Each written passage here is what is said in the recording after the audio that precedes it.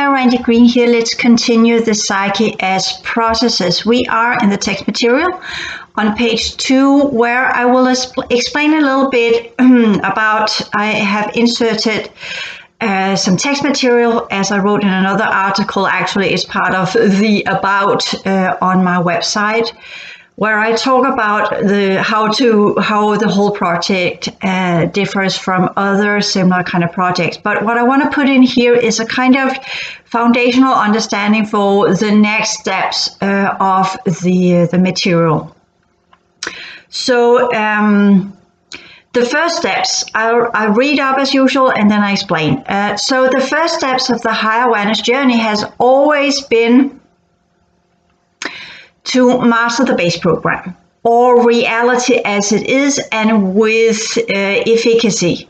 So we have to be efficient in kind of the reality program in that manner, to put it that way.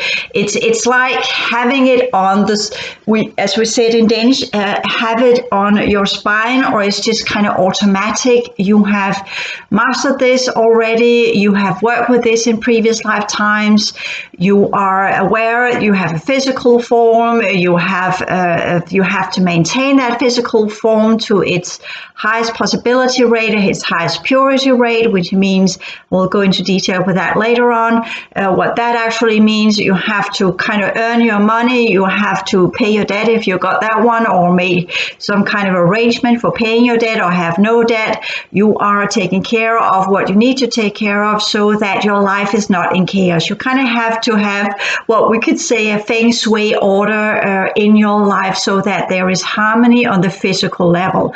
And to put it that way, the base program and most of what is put out in the base program is arranged in a way so it makes it very, very difficult for you to obtain this feng shui order, this harmony in your life, the harmony in your garden, the harmony in your house or your apartment, the harmony in your relationships, the harmony at workplace, harmony of your energy currents, or paying your bill, the way you administer food, etc., etc.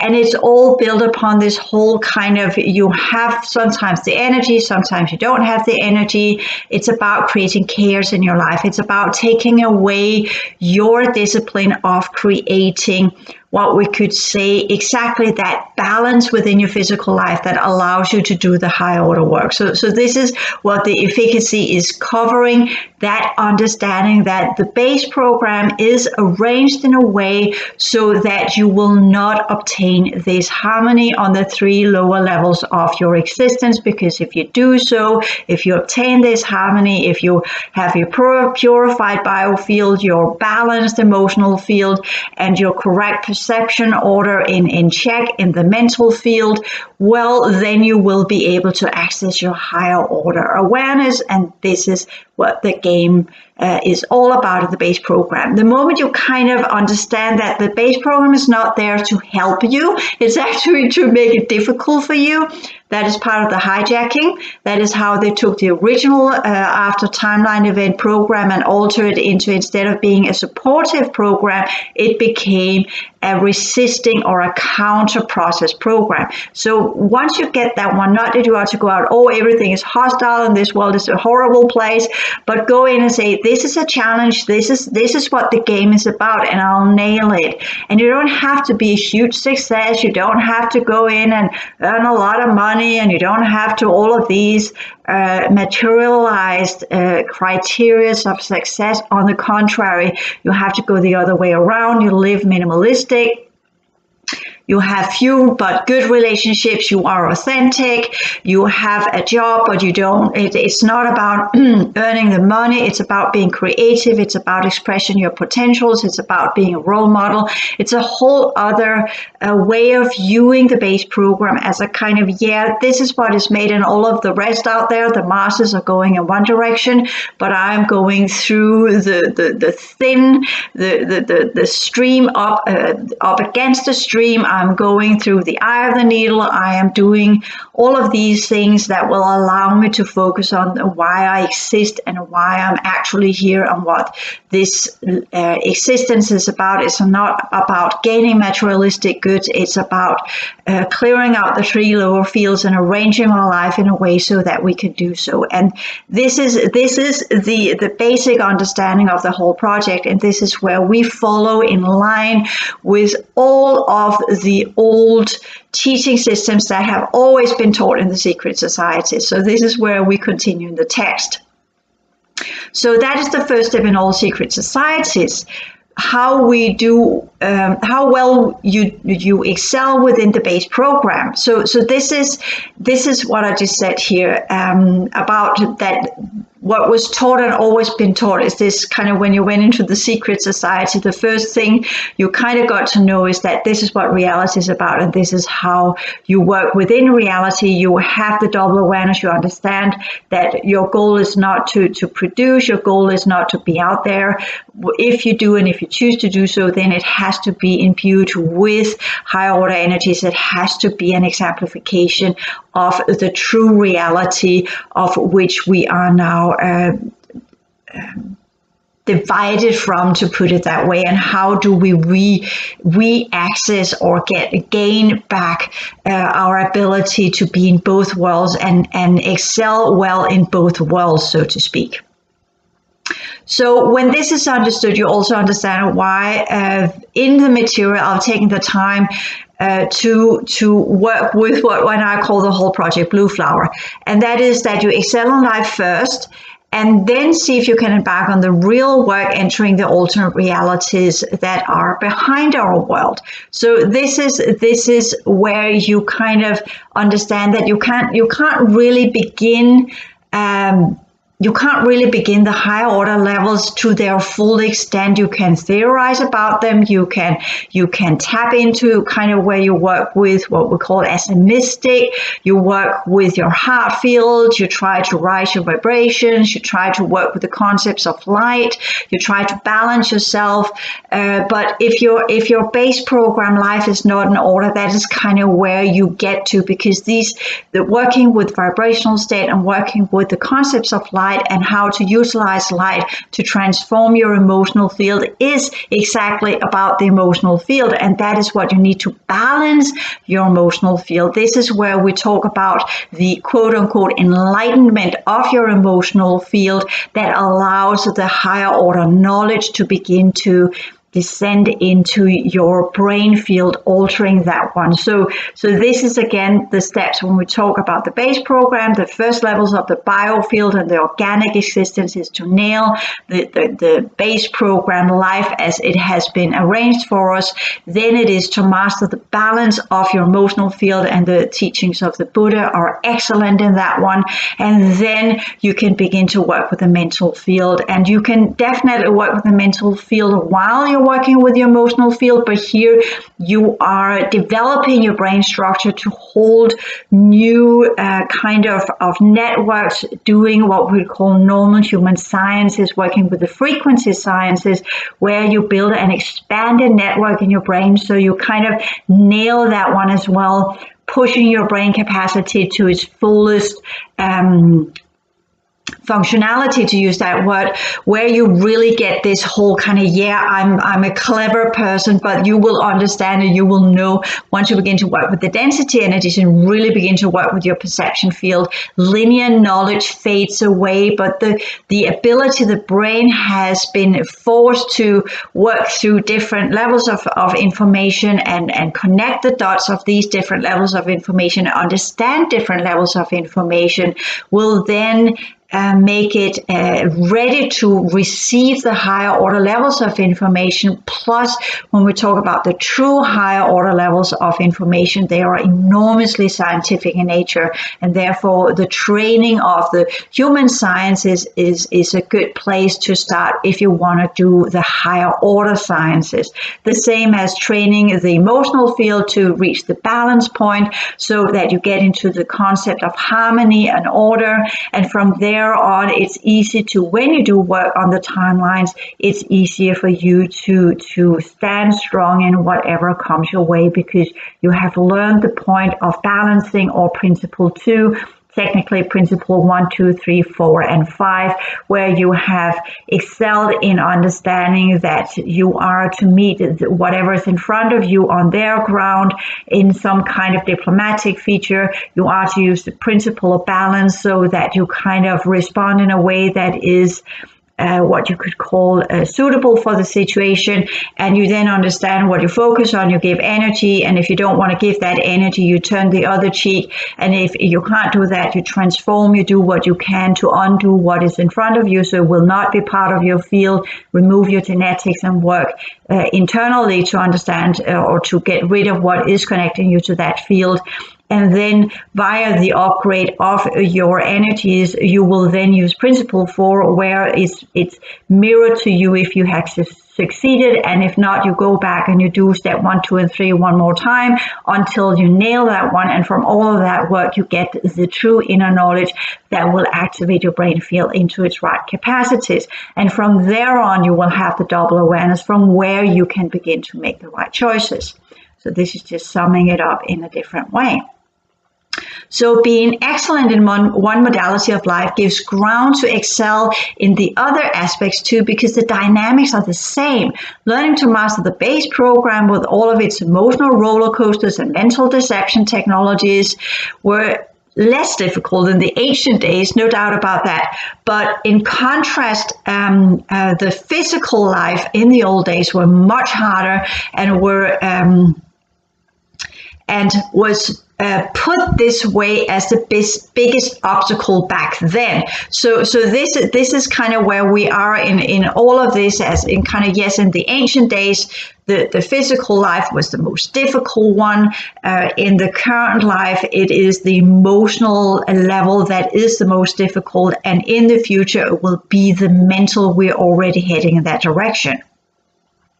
So today, the biggest obstacles are our emotional and mental fields. Here, when I say mental fields, it is the beginning of it. We should push it further by studying as much as possible. So that once the emotional field really lights up with the right vibrational type of energy and goes into complete balance and harmony, no matter what we encounter, we know which level of the spectrum of our emotional habitus, or you could put it the other way, in which level of our emotional spectrum we are to use, so that as we kind of get that one in check, similar to our physical life, then we can begin the mental processes in the other levels of reality from the 5th dimension and upwards. And as we are mastering these, sorry about that. Today, the biggest obstacles are emotional, mental fields, and the mastering of these, which is why we so far have focused a lot on the lower fields in the whole academy. But now you kind of get, I'm summing it up in different versions, so you kind of really understand, okay, if you at this point in the course have not nailed the physical life yet, well, put your effort there, because you will not get any further if you're, because all of this not mastering the physical life gives you anxiety. It makes you, I can't earn the money, I can't do this. It makes you a lot of concern, it makes you worry about stuff, and it opens up for a lot of what we call astral infusions from at the negative end, which is why the base program is made that way. So this is important. And aside from that one, clearing these old fields of their content, including past lives content, is a life's work in itself. And being able to efficiently and quickly mastering these, including the physical realm, is one of the signs of mastery today, simply because it shows you have learned it already in previous lifetimes and are now just catching up, so to speak, and ready to move on. So this is also what we call a signature of where are you actually in your rounds of reincarnation. So if the 3 lower fields are difficult for you, well, it technically means you must put more time and effort to master these levels before accessing the other realms. And it has always been that way. It shows that you're halting on this level of your existence, and you kind of say, that sucks. Why can't I just float around in the higher realms and just be there? Well, those of you who go far back, you remember in all of the spiritual world, we always were taught you need to be grounded, and then they made a lot of exercises on how to ground you. And these were, of course, false exercises that linked you up to the racial grids of whoever factions that were controlling you, trying to link you up to their grid. So this is not the exercise that we're going to use. But grounding means mastering life. It's not an exercise. It's not something you do in meditation. It is something you do efficiently and effectively in your life. You are living in a grounded way. You have the base program nailed. And it is so, to repeat it one more time, if you can't master the outer human realm, how are you going to master the inner true human realities? It is as simple as that. It is the same way, the same processes, the same way you approach challenges on the inside as you approach challenges on the outside.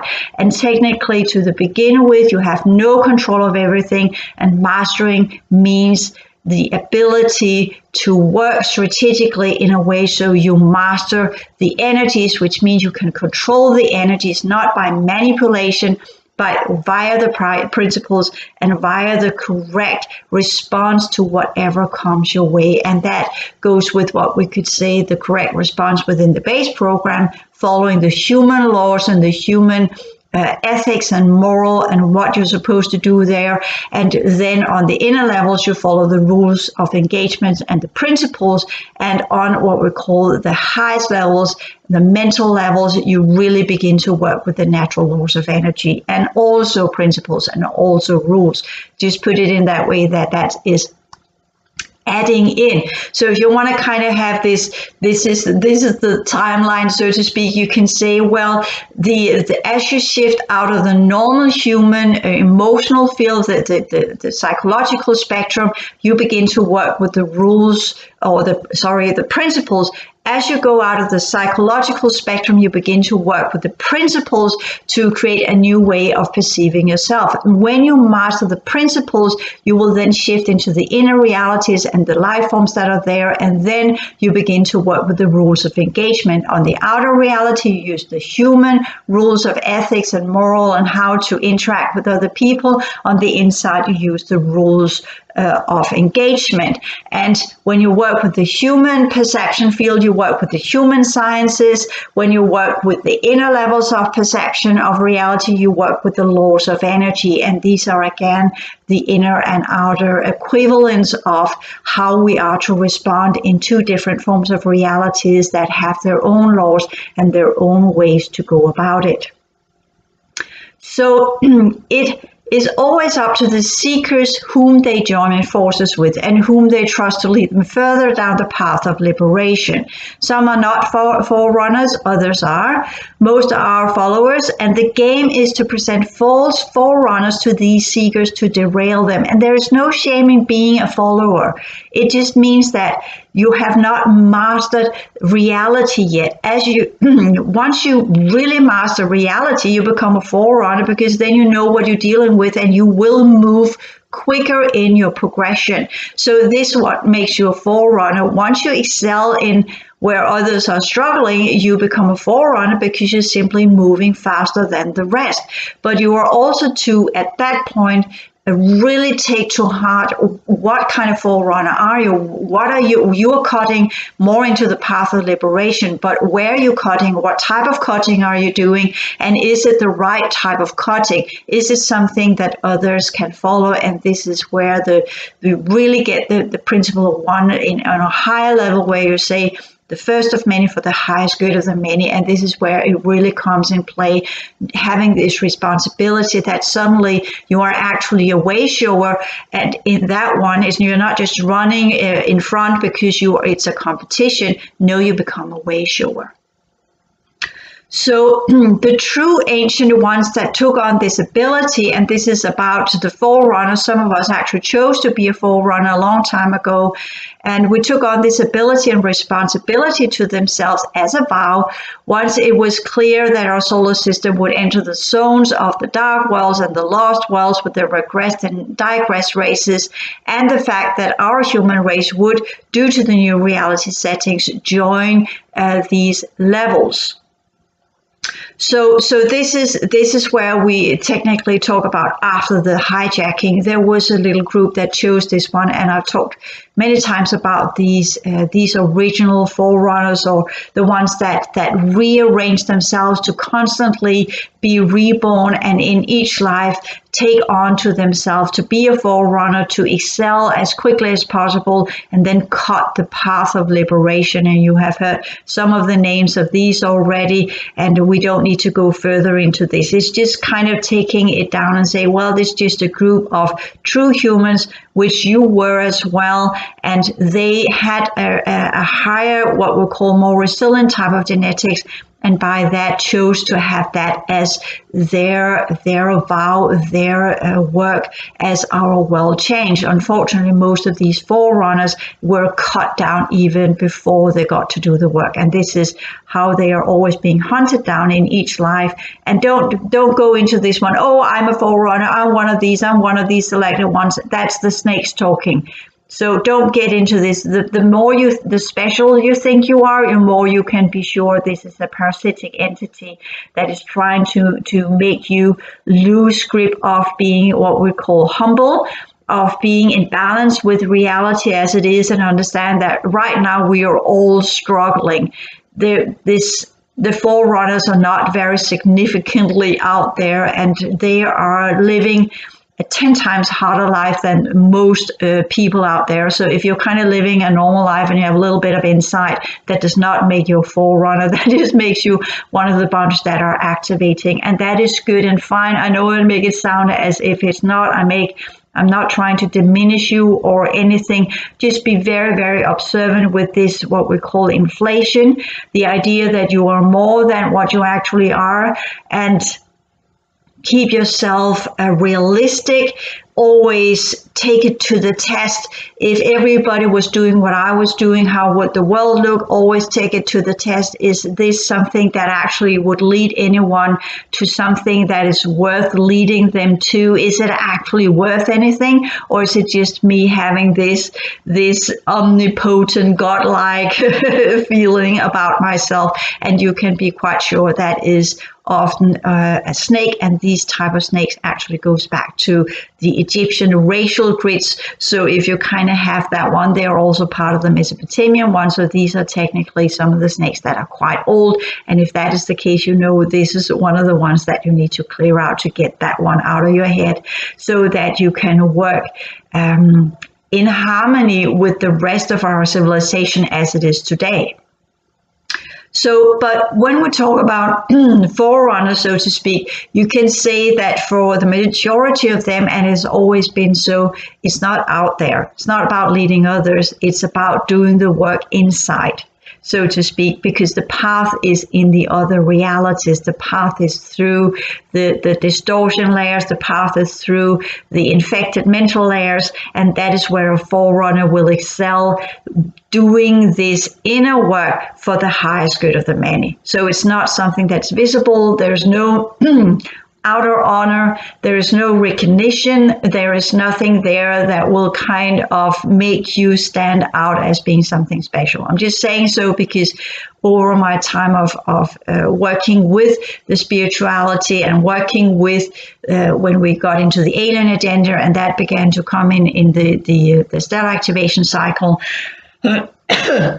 the internet was littered with people that thought that they were something special and significant, and hence they had the right to impose others their ideas and their teaching systems without testing these teachings, without testing where they came from, without testing their vibrational state without testing what would these ideas actually linked up to, without testing the effect that these teachings would have on others. And this is what we need to take into consideration always.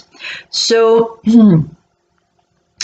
either way, the inner work, the cutting of the path of liberation as a forerunner, is a price that the ancient human races had to pay for their own discretion and wrongful use of energy and technology. So, and including the being forced into these older levels of reality, that was also a price that the ancient solar human races had to pay.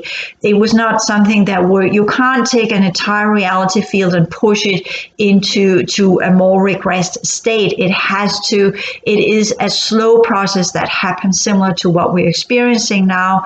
You have to make choices. You have to make things that you're doing with your reality. You can say the way our world has now entered into the climate changes, and the enormous amount of pollution and the sixth extinction level, aside from all of the other stuff that are collapsing around us, you could say that the human race itself, due to the races that are here, due to the souls that are here, due to the way we utilize the natural resources of our planet, we have pushed ourselves into a similar situation as the ancient solar human races did when the hijacking came in. We are constantly replaying this fall from being an advanced race that were in alignment with the original technologies to fall into lower and lower states of existence. That is the rise and fall of civilizations. Aside from the hijacking, aside from what is happening, we are constantly replaying that stupidity, and humanity has still not learned, and in spite of the forerunners, in spite of what has been going on here, the majority of the human race has still not learned their lesson how to administer energy and consciousness in the correct way to upgrade their life force and get out of the timeline event energies. So in essence, we are what we are, and we are where we are because of our choices, and that is just a fact. Sorry to say so. I know many of you have more romanticized ideas about this, but those of you who follow my courses, you know this is where I operate from. I'm not romanticizing anything. I'm not putting us on a pedestal. I'm trying to see things as they truly are. And of course, there's enormous amount of manipulation going on there, but everything I see, everything I perceive, everything I'm working with, I'm testing it constantly using these processes as I just explained for you. If everybody was thinking what I'm thinking, how would the world look? If everybody was doing what I was doing, how would the reality look? If everybody's working with the energy I was working, how would things be on the inner levels of reality and onward and so forth? So those of us that are doing this work, that means the clearing work, the progression work, or have chosen to be forerunners, we need to ensure that the last viability of our original races return to the realms where it came from. We must get up and get going, and this is where we are now with the new grand cycle. It is supporting us that are doing the activation and cleanup work, returning things to where they truly belong. And this does not mean that you're gaining everything back and you become this high capacity of things. You can do so if you choose to do so, all depending on who and what you are. But for the majority, this is the cleanup and closing down of business, and then do what we call the outsourcing, letting things go, and then returning everything to the holographic metaverse. And this is the main process that we are in, and that goes over a longer period of time, of course.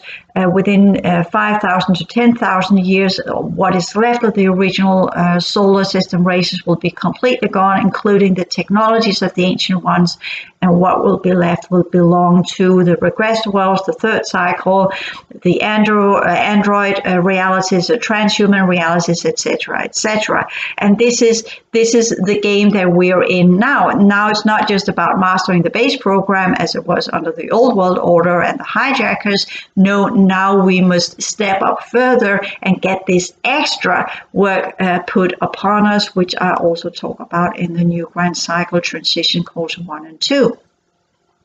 And this is the only way forth, and that is where we prove our resilience and efficacy as always. So this is just for those of us who are accustomed to do progression work. We'll just say, okay, it's another challenge, it's just another layer.